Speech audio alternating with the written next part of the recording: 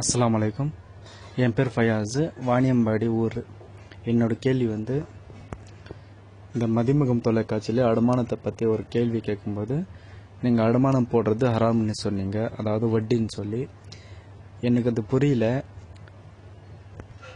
என்கிட்ட இப்போ 2 லட்ச ரூபாய் இருக்குனாக்கா, ஒருத்தர்கிட்ட வீடு இருக்குது, எனக்கு வாடகை கொடுக்குறது கஷ்டம். அதனால நான் அடமானம் போடுறேன். 2 லட்ச ரூபாய் நான் கொடுத்தாக்கா வீட்டுக்கார் அந்த 2 லட்ச ரூபாய் யூஸ் பண்ணிக்கிறாரு. அதுக்கு பதிலாக நான் வீடு யூஸ் பண்ணிக்கிறேன். என்னோட காசு அவர் யூஸ் பண்ணுறாரு, அவர் வீடு நான் யூஸ் பண்ணுறேன். அது எப்படி வட்டி ஆகும்? அதே மாதிரி தான் 2 வருஷம் கழித்து திருப்பி அந்த காசு நான் வாங்கும்போது என்னோட காசோட மதிப்பு கம்மி தானே ஆகுது. அதாவது காலங்கள் போக போக 2 லட்ச ரூபாய் இருக்கிறது ஒரு 3 வருஷம் கழிச்சாக்கா அந்த 2 லட்ச ரூபாயோட மதிப்பு கம்மி தானே ஆகுது. எனக்கு தான் அது நஷ்டம் ஆகுது. அப்புறம் நான் நஷ்டம் சமாளித்து கூட வட்டின்னு சொல்கிறீங்க, அது எப்படி வட்டி ஆகும்? என்னுடைய 3வது கேள்வி அடமானத்து போடுறது வட்டி தான், அது ஹராம் தான் சொல்லி சரியான ஹதீஸ் இருக்கா, குரானோட வசனம் இருக்கா, ஆயத்து இருக்கா? அதான் என்னோட கேள்வி. இப்போ மற்ற பொருட்கள்லாம் வட்டின்னு சொல்லி எப்படி ஹதீஸ் இருக்கு, குரானோட ஆயத்து இருக்கோ, அதே மாதிரி தான் அடமானத்து கூட இருக்கா? இது என்ன கேள்வி. அஸ்ஸலாமு அலைக்கும். வாணியம்பாடியை சேர்ந்த ஃபயாஸ் என்ற சகோதரர் கேட்கிறார். என்ன கேட்கிறாருன்னா, அடமானம் கூடாது என்று நீங்கள் சொன்னீர்கள். அது ஒரு வார மதிமுகம் தொலைக்காட்சியில் நான் சொன்னேன்றார். அடமானம் கூடாது என்பதற்கு அதுக்கு ஏதாவது ஆதாரம் இருக்குதா? அடமானம் செய்யக்கூடாது ஆதாரம் இருக்குதா குர்ஆன் ஹதீஸ்ல என்று கேட்கிறார். அதுபோக நம்ம ஒரு அடமானம் சொல்றாருன்னா, ஒத்தின்னு சொன்னோம்ல, அதை ஒரு அடமானம் விளங்கிட்டார். அடைமானத்திற்கும் ஒத்திக்கு மத்தியில் பெரிய வித்தியாசம் இருக்கு. இஸ்லாத்தில் அடமானம் கூடுமா என்று கேட்டால் கூடும். அடமானம்டா என்ன என்று கேட்டால், எனக்கு ஒரு கடன் தேவைப்படுது, நான் வாங்கின கடனை கொடுக்காம ஏமாத்திட முடியும். அதுக்காக என்ன செய்யறேன்னா, செக்யூரிட்டிக்காக வேண்டி இதை வச்சுக்கிட்டு எனக்கு 1000 ரூபாய் தாங்க அப்படின்னு கொடுக்கறது. இந்த பொருளை எது கொடுக்கறது? செக்யூரிட்டிக்காக கொடுக்கறது. இவர் அதை பத்திரமா வச்சுக்கணும். நான் 1000 ரூபாய் கொடுத்து திருப்பி தந்துடணும். அடமானம் நீங்க வாங்கின ஒன்றை நீங்க யூஸ் பண்ணக்கூடாது. அடமானங்கிறது எதுக்கு வாங்குறதுன்னு கேட்டா, அதுல உள்ள பயனை பெறுவதற்காக வாங்குறதல்ல அடமானம். வேற எதுக்காக வேண்டி? கொடுத்த கடன் வரக்கூடாது என்று செக்யூரிட்டிக்காக வேண்டி. இப்ப பேங்க்ல நீங்க மார்க்கெட்ல கூடாது புரிஞ்சுக்கிறதுக்காக வேண்டி, பேங்க்ல உங்க வீட்டை என்ன செய்யறீங்க, அதை வச்சு அடமானமா வச்சு ஒரு கடனை வாங்குறீங்க. அந்த பேங்க் அதை அனுபவிப்பான அந்த வீட்டை, அந்த டாக்குமெண்ட்டை வச்சுக்கிருவான். அந்த புடிமான அவன்கிட்ட இருக்கும். அவனை அதை திறந்து ஆபீஸ் போட போறான் இல்ல. அந்த கடனை தருவதற்காக வேண்டி ஒரு பிடிமானத்திற்கு வாங்கி வைத்துக் கொள்வதுதான் அடமானம் என்பது. ரசூலுல்லாஹ் அடமானத்திற்கு நினைஞ்சிருக்காங்கன்னா, கொஞ்சம் கோதுமையை வாங்குறதுக்காக வேண்டி தன்னுடைய கவச ஆடையை கொடுத்துலாம் வாங்கி இருக்கிறார்கள், யகூதிட்ட வாங்கி இருக்கிறார்கள் என்றெல்லாம் ஆதாரம் இருக்கிறது. இது புகாரில 2522வது 2252வது ஹதீஸில் இருக்கிறது. அடமானம் என்று நல்ல விளைக்கணும். அடமானம் சொன்னா ஒரு அமானிதம் மாதிரி. அடமானமாக நம்ம உதாரணமா ஒருத்தர் வீடு வச்சிருக்கிறார். அவருக்கு ஒரு பெரிய 5 லட்ச ரூபாய் கடன் தேவைப்படுகிறது. 5 லட்ச ரூபாய் சும்மா கொடுத்தோம்னு சொன்னா, நான் எப்ப வாங்கணும்னு சொல்லிடுவாரு. உலகம் அப்படிப்பட்ட உலகமா இருக்கிறது.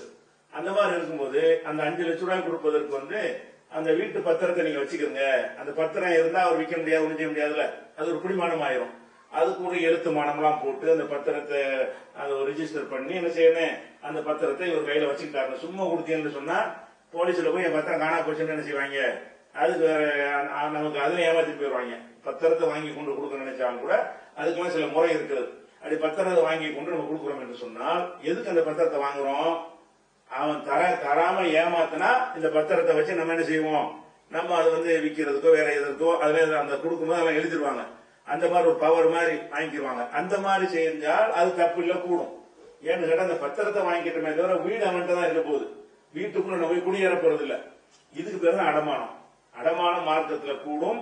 அல்லாஹ்வே குர்ஆன்ல என்ன செய்யறான், ஃபரிஹானு மக்பூலா, நீங்கள் கடன் கொடுத்தீர்களே ஆனால் ஒன்னு எழுதி கொள்ளுங்கள், இல்லைய சாட்சி கீழ்ச்சி கிடைக்கல என்று சொன்னா அடமானமா ஒன்றை பெற்றுக்கொண்டு கடன் கொடுங்கள் என்று குர்ஆன்ல சொல்லப்படுகிறது. அதனால ரசூலுல்லாஹ்வே அடமானமா கொடுத்து நினைச்சிருக்காங்க, கோதுமையை வாங்கி இருக்கிறாங்க. அடமானம் கூடுமான்னா, அடமானம்னு அவங்க என்ன விளங்கிட்டாங்கன்னு கேட்டா, இந்த அடகு கடைன்னு வச்சு வட்டி வாங்குறாங்க இல்ல, அதை விளங்கிட்டாங்க. நம்ம ஊர்ல அப்படி ஆகி போச்சு அடமானத்துக்கு அர்த்தம். நம்ம நாட்டுல அடமானம்னா என்னது, வட்டி கடன் அர்த்தமாயிடுச்சு.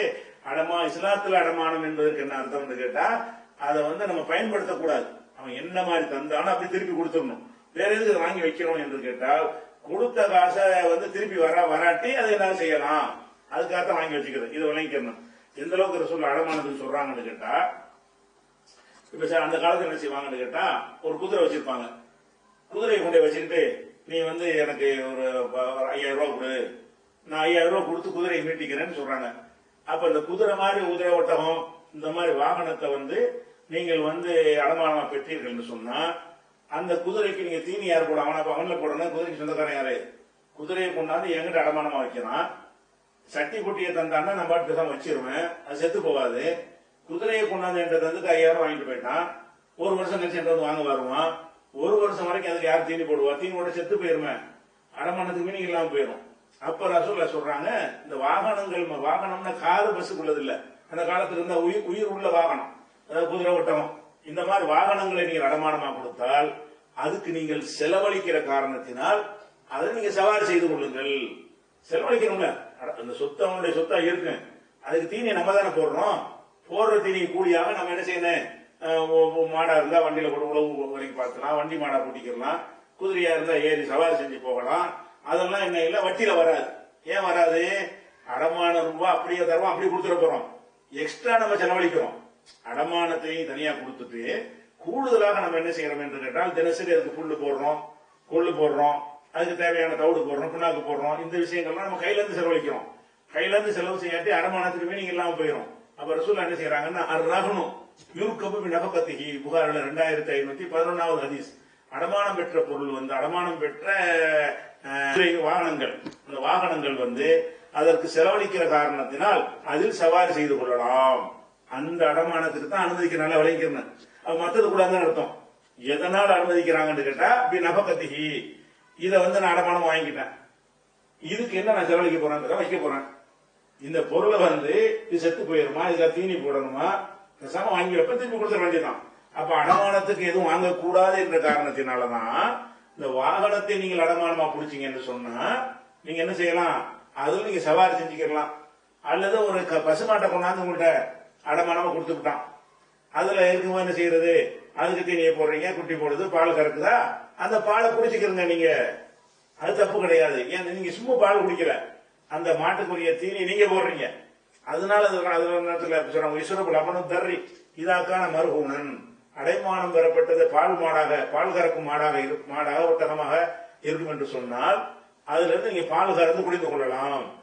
இது புகார்ல 2511வது ஹதீஸில் இருக்குது. இதுல என்ன விளங்குது, மற்றதுக்கு நம்ம தீனி போடுற விஷயம் இல்லாட்டி அதை யூஸ் பண்ணக்கூடாதுன்னு அர்த்தம். அப்ப நீ யூஸ் பண்றத போயிட்டு ஒத்திங்கிறது யூஸ் பண்றீங்க, ஒத்திங்கிறது என்னது, அடமானமாது. ஒத்தினா என்ன அர்த்தம், போகியம்பாங்க சில பகுதிகளில், சில பகுதியில் ஒத்தியும்பாங்க. இந்த வார்த்தை பழக்க வாணியம்பாடியா இருக்குன்னா உங்களுக்கு அந்த உருது மக்களுக்கு இந்த சொல்லு புரியலன்னு நினைக்கிறேன். அதனால ஒத்தின அடமானம் நீங்க கேட்கறீங்க. ஒத்தி வைத்தல், போகியம் கொடுத்தல் என்பதற்கு என்ன அர்த்தம் என்று கேட்டா, நான் ஒரு வீடு வச்சிருப்பேன், எனக்கு ஒரு 10 லட்சம் ரூபாய் அவசரமா தேவைப்படும். அப்ப நான் என்ன செய்வேன் கேட்டா, 10 லட்சம் ரூபாய் வச்சுக்கிற உங்கள்கிட்ட நான் கேட்பேன், நீ 10 லட்சம் ரூபாய் கொடு, இந்த வீட்டை நான் உனக்கு தந்துடுறேன், நீ இந்த வீட்டுல நீ இருந்துக்க, நீ பயன்படுத்திக்க, நீ வாடகைலாம் தர வேணாம், நீ எப்ப ரூபாயை தர்றியோ அப்ப நான் திருப்பி தந்துடுறேன் அப்படின்னு சொல்லி ஒருத்தன் கொடுக்குறமே, இது அடமானமாயுது, இஸ்லாம் சொல்லக்கூடிய அடமானமாயுது. நீங்க எப்படி யூஸ் பண்ணுவீங்க? அவன் செக்யூரிட்டிக்காக அந்த ரூபாயை கொடுத்தீங்கன்னு சொன்னா பத்திரத்தை வாங்கி வச்சுக்கிறது ஓகே. அது இல்லாம நீங்க என்ன பண்றீங்க, இப்ப இந்த புடிமானம், பத்திரம் தான் புடிமானம், சொத்துக்கு புடிமானம் எது, அதுக்கு பாக்கெட் வச்சுக்க முடியாதுல. சொத்துக்கு புடிமானம் என்பது பேப்பர் தான். இந்த பேப்பர் வச்சு நீங்க கொடுத்துட்டீங்கன்னா அந்த ஒண்ணும் செய்ய முடியாதத அப்படிங்கிற பொறுப்பை நீங்க எடுத்துக்கொள்றீங்க. கண்டிப்பா உங்களுக்கு கடனை மீட்டினா தான் அந்த சொத்து அவன் என்ன செய்ய முடியும், உரிமை கொண்டாட முடியும்னு ஆக்கலாம். அப்படியான ஒரு விஷயமா இல்லாம நீங்க ஒத்தி நீங்க என்ன பண்றீங்கன்னு கேட்டா, உங்க தேவைக்காக வேண்டிய 5 லட்சம் ரூபாய் 10 லட்சம் ரூபாய் வாங்கிட்டு இந்த வீட்டை அவனுக்கு கொடுக்குறீங்க. அதை வீட்டுல அவன் என்ன செய்யறான்னு கேட்டா, நான் உங்கள்கிட்ட வாங்கிட்டு என் வீட்டு தர்றேன்னா நீங்க என் வீட்டுல குடியிருக்கிறீங்க. அதை நான் ஒருத்தங்க வாடகைக்கு விட்டா எனக்கு எவ்வளவு கிடைக்கும், மாசத்துக்கு ஒரு 50,000 ரூபாய் வாடகை கிடைக்கும். அதை நீங்க தரல, நீங்க திங்கிறேன்னு அர்த்தம். நீங்க வாடகை கொடுக்காம அதுல இருந்தீங்கன்னு சொன்னா, ஏன் கொடுக்காம இருக்கிறீங்க, உங்க பணம் என்கிட்ட இருக்கிறதுனால, உங்களுடைய 10 லட்சம் ரூபாய் என்னிடத்துல இருக்கிற காரணத்தினால் இந்த 10 லட்சம் ரூபாய்க்கு வட்டியாக நீ வாடகையை தர வேணாம். அதுல நீங்க அடைகிற ஆதாயம் என்னது? வட்டி தானது. அது எப்படி அடமானத்துல எப்படி இந்த லாபம் பெற முடியும்? இந்த மாதிரி ஆடு மாடுக்கு தானே மார்க்கத்தில் அனுமதி சொல்லப்பட்டிருக்கிறது, பயன்படுத்தி கொள்ளலாம். அது தீனி போடுறதுனால. அப்படி இருக்கும் பொழுது அந்த வீடுகளை நீங்க என்ன செய்றீங்க, அதை நீங்க அடமானமா பெற்றுக்கொண்டு அது அதிகமான ரூபாயை வாங்கி என்ன செய்யலாம், அட்வான்ஸ் வாங்கிட்டு கொடுக்கலாம், உதவியா செய்யுங்க. அதுக்கு பிடிமானமாக பத்திரத்தை வாங்கி வச்சுக்கிறங்க, அல்ல வீட்டை பூட்டி சாவி எடுத்து வச்சுக்கிறங்க, நீ ரூபாயை தரும்போது உன்னை உள்ள போய்க்க அப்படின்னு சொல்லாமே தவிர, அந்த வீட்டுல நீங்க பயன்படுத்தினால் வேற ஒருத்தன் பயன்படுத்தினால் வாடகை கொடுப்பான்ல, அந்த வாடகை அந்த ஓனருக்கு போய் சேரும்ல, அதை நீங்க கொடுக்காம தான் இருக்கிறீங்க. அப்படி சிந்திச்சு பார்த்தோம்னு சொன்னா, நம்ம கொடுத்த ஒரு பொருளுக்கு ஆதாயம் அடைந்தால் கொடுத்த பணத்தை அப்படி முழுசா வாங்கிக்கிற போறோம், அதோட சேர்ந்து ஒரு ஆதாயத்தை அடைந்தோம்னு சொன்னால், பணமா வாங்கினா மட்டும்தான் வட்டின்னு கிடையாது, இதுவும் வட்டி தான், பணம் தான் அது. வாடகையை கொடுக்காம இருக்கிறீங்கன்னு அர்த்தம். வாடகை ஒரு தொகையை எடுத்து அவனுக்கு கொடுக்காம நீங்க பாக்கெட் வச்சுன்னு அர்த்தம். அப்ப அந்த வாடகை கொடுக்காம இருத்தல் என்பது எதற்காக நீங்க வாடகை வாங்கல, நீங்க ஏன் கொடுக்கல, அவனுடைய பெரிய தொகை உங்கள்கிட்ட இருக்குது, அதனால உங்களுக்கு என்ன செய்ய முடியல, நீங்க வாடகை கொடுக்க வேண்டிய தேவையில்லைன்னு முடிவு வர்றீங்க. அவனும் கேட்க முடியாத நிலைமை வருது. இதுதான் இந்த வித்தியாசம் விளைவிக்கணும். அடுத்து என்ன இவங்க கேட்கறாங்கன்னு கேட்டா, அந்த ஒத்தியா நம்ம கொடுக்கும் பொழுது நம்ம ஒரு 10 லட்சம் ரூபாய் கொடுக்கணும், அந்த 10 லட்சம் ரூபாய் அவன் பயன்படுத்துகிறானே, அதன் மூலம் நல்ல ஆதாயம் அடைக்கிறானே அப்படிங்கிற மாதிரி என்ன செய்யறாங்க, அது ஒரு கேள்வியாக துணை கேள்வியா கேட்கிறாரு. அது போக இந்த 10 லட்சம் ரூபாயை கொடுத்து 5 வருஷம் கழிச்சு அதை திருப்பி தர்றான். திருப்பி தந்தான்னு சொன்னா அந்த ரூபா மதிப்பு குறைஞ்சு போயிடுது. நம்ம கொடுத்த ரூபா அதிக மதிப்பு உள்ள ரூபா, காலம் செல்ல செல்ல மதிப்பு குறையுது. மதிப்பு குறைஞ்சுன்னு சொன்னா நமக்கு லாஸ் ஆகத்தானே செய்யுது, லாஸ் ஆகுறதுனால வாங்கலாம் தானே நியாயம் கற்பிக்கிறீங்க. லாஸ் ஆகுறதுக்கு காரணம் என்னன்னு கேட்டா, நம்ம நிர்வாகம் அரசாங்கம் சரியில்லைங்கிறோம்னா உங்களுக்கு லாஸ் ஆகுது. அமெரிக்காவில் லாஸ் ஆகுமா? அந்த நாட்டுகளில் கரன்சி எல்லாம் இறங்குமா, மதிப்பு இறங்குமா கூடுமா? கூடும். இவங்க கையாளாத நிர்வாகம் பண்ற காரணத்தினாலதான் அன்னைக்கு 100 ரூபாய் இருந்தா 100 ரூபாய் போச்சு. அப்படி போனது காரணம். மேலும் மேலும் குறையுது. இவன் அரசாங்கம் செய்யற தப்புனால அதனுடைய மதிப்பு குறையுதே தவிர ரூபாய்க்கு மதிப்பு குறையவே இல்லை. அது இவன் என்ன செய்யறான், அதை அதிகமான ரூட்டை பழக்கத்துல விட்டு மக்கள் அத்தனை பேருக்கும் என்ன செய்யறான், சரி அவன் பயன்படுத்தாட்டம் நாங்க கேட்கிறோம், பயன்படுத்தினால குறைஞ்சு போச்சுங்கிறீங்க ரூபாயோட மதிப்பு. சரி அந்த 10 லட்சம் ரூபாய அவனுக்கு கொடுக்காம நீங்க பெட்டியில பூட்டி வச்சிருக்கீங்க, 5 வருஷம் கழிச்சு எடுக்கிறீங்க, அப்ப என்ன செய்யுது, மதிப்பு குறையும்ல. அந்த மதிப்பு குறைஞ்சது அவனா காரணம். மதிப்பு குறைஞ்சதுக்கு ஒத்திக்கு நீங்க வாங்கினாலும் மதிப்பு குறையும். ஒத்திக்கு வாங்காம நீங்க அந்த ரூபாயை உங்க பெட்டியில போட்டு பூட்டி வச்சிட்டீங்க, ஒரு 5 வருஷத்துக்கு கழிச்சு அந்த ரூபாய் எடுக்கிறீங்க. 5 வருஷத்துக்கு முன்னாடி அதனுடைய மதிப்பு என்னவோ அந்த மதிப்புக்கு இது இருக்குமா? அன்னைக்கு உள்ள 5 லட்சம் ரூபாய்க்கு வாங்கின தங்கத்தை இன்னைக்கு உள்ள 5 லட்சம் ரூபாய்க்கு வாங்க முடியுமா? முடியாது. அப்ப இது எதனால குறைஞ்சி? இது இது வாங்கின மேலே குற்றம் இல்லை, உங்க மேலே குற்றம் கிடையாது, அவனால குறைஞ்சிச்சா? இது எப்ப நீங்க கேட்கலாம், எவனாலே குறைஞ்சிருக்கு, இவன்கிட்ட போய் தண்டம் கேட்கறீங்க. தண்டம் யார்கிட்ட கேட்கணும்? இவன் அந்த கடன் கொடுத்தீங்களா அவனால் அந்த பதிப்பு குறைஞ்சிச்சா, அல்லது இயற்கையாக குறைஞ்சிருக்கா, அவன் அல்லாத வேற ஒரு சக்தியினால குறைஞ்சிருக்குதா? அரசாங்கத்தினால குறைஞ்சிருக்குது. அரசாங்கத்தினால எனக்கு அது குறைஞ்சு போச்சு, நீ அதை கொடுங்க என்ன அர்த்தம்? நீங்க வாடகையை கொடுக்காம இருப்பதற்கு சொல்ற காரணம் என்னன்னு கேட்டா, என்னுடைய 5 லட்சம் ரூபாய் நீ தரும்போது மதிப்பு குறைஞ்சு போச்சுல, அப்படித்தானே காரணம் சொல்றீங்க. அது மதிப்பு குறைஞ்சது அவன் பயன்படுத்துறதுனாலயா? இல்ல. அதுல உங்கள்கிட்ட வாங்கின அடமானத்தை என்ன செய்யறான், ஏதோ தொழில் தான் வாங்கினா அதை பயன்படுத்தாம பெட்டியில் கூட்டி வச்சுட்டான், 5 வருஷம் கழிச்சு கொண்டா எடுத்து கொண்டா தர்றான். இப்ப குறைஞ்சு போச்சு. ஏன் குறைஞ்சி? அவன் என்ன செஞ்சாங்க, ஒண்ணு செய்யட்டாலும் குறையும். அப்ப குறைகிறது கூடுவதெல்லாம் ஒரு சரியான ஒரு அரசாங்கம் அமைந்தால் சீராக இருக்கும். சிறப்பான அரசாங்கம் அமைந்தால் அன்னைக்கு உள்ள 5 லட்சம் ரூபாய் இன்னைக்கு 10 லட்சம் ரூபாய் கூட ஆகிடும், மதிப்பு ஆகிடும். அப்படி சில நாடுகளுடைய வளர்ந்த நாடுகளுடைய ரூபாய்கள் எல்லாம் மதிப்பு ஏறிக்கொண்டே இருக்கிறது. அந்த மாதிரி உள்ள நிலைமை இருக்குது. அதனால எங்க மதிப்பு பொருளுக்கு நஷ்டம் ஏற்படுத்தி விட்டாருன்னா அவர் ஏற்படுத்தல, நஷ்டமாயி இருக்கிறது. அது உங்களுக்கு எங்க வச்சிருந்தாலும் ஆயிருக்கும். பேங்க்ல போட்டு வச்சிருக்கீங்க, அப்ப பேங்க்ல போட்டு வச்சதை வட்டிக்கு இந்த நியாயப்படுத்தலாம்ல. உங்கள் வாதப்படி ஒருத்தன் 10 லட்சம் ரூபாய் பேங்க்ல போடுறான், 5 வருஷம் கழிச்சு எடுக்கிறான். அந்த 10 லட்சம் ரூபாய் மதிப்பு என்ன? அது 7 லட்சம் ரூபாய் தான் இருக்கும். அதுல 5 லட்சம் ரூபாய் மதிப்பு தான் இருக்கும். நம்பர் தான் 10 லட்சம். அதனுடைய மதிப்பு எவ்வளவு இருக்கு? 5 லட்சம் இருக்கும். அப்ப நான் பேங்க்ல போட்ட காரணத்தினால் 10 லட்சம் ரூபாயுடைய மதிப்பு 5 லட்சம் ஆகிவிட்டது, நான் வட்டி வாங்கினால் என்ன அப்படி கேட்கவில்லை நீங்க. இது ஏற்பட்டது என்ன காரணம் அதை யோசிக்கணும். பேங்க்ல இருந்தா தான் அங்க இறங்குறது கிடையாது, எங்க இருந்தாலும் இறங்கும். உங்க பெட்டில இரும்பு பெட்டில நீங்க பூட்டி வச்சிருந்தாலும் அரசாங்கத்தினுடைய பாலிசை மாத்திக்கிட்டானே இறங்கி போயிடும். அதனாலதான் அந்த இழப்பு ஏற்படுச்சே தவிர அதை வைத்துக் கொண்டு நீங்க ஆதாயம் அடைகிறது எப்படி சரியா வரும்? அல்லது உங்களுக்கு பண மதிப்புடைய அந்த ஆபத்திற்கு தப்பித்துக் கொள்ள விரும்பினீர்களே ஆனால் அந்த கடனாக பெற்று இந்த ஒத்திக்கு வாங்குறீங்கல்ல, வாடகை கரெக்டா கொடுத்துருங்க. அந்த ரூபாய்க்கு நீங்க என்ன செய்யணும்னு கேட்டா, ரூபாயாக பேசாம இந்தாப்பா 5 லட்சம் ரூபாய் என்கிட்ட வாங்குற, இந்த பேப்பர் விட்டு தரல, இன்னைக்கு இந்த ரூபாய்க்கு வந்து இத்தனை பவுன் தங்கம் வாங்கலாம். இந்த பேப்பர்ல பாரு, மார்க்கெட்ல டிவியை பாரு என்ன, அப்ப அந்த கோல்டு பிரைஸ் அப்ளிகேஷன் எடுத்து பாரு. அப்ப இந்த ரேட் வந்ததா, நீ எனக்கு திருப்பி தரும்போது இந்த தங்கம் வாங்குற ரூபாய் நீ தரணும். குறைஞ்சாலும் குறைச்சு தந்துரு, கூடுனாலும் கூட தந்துரு என்று நீங்கள் அறிவுபூர்வமாக செஞ்சு அந்த அக்ரிமெண்ட் செஞ்சிருந்தீங்கன்னா அந்த நஷ்டம் வராது. நீங்க 5 லட்சம் கொடுத்து 20 லட்சம் கூட வாங்க வேண்டி வரும். ஏன்?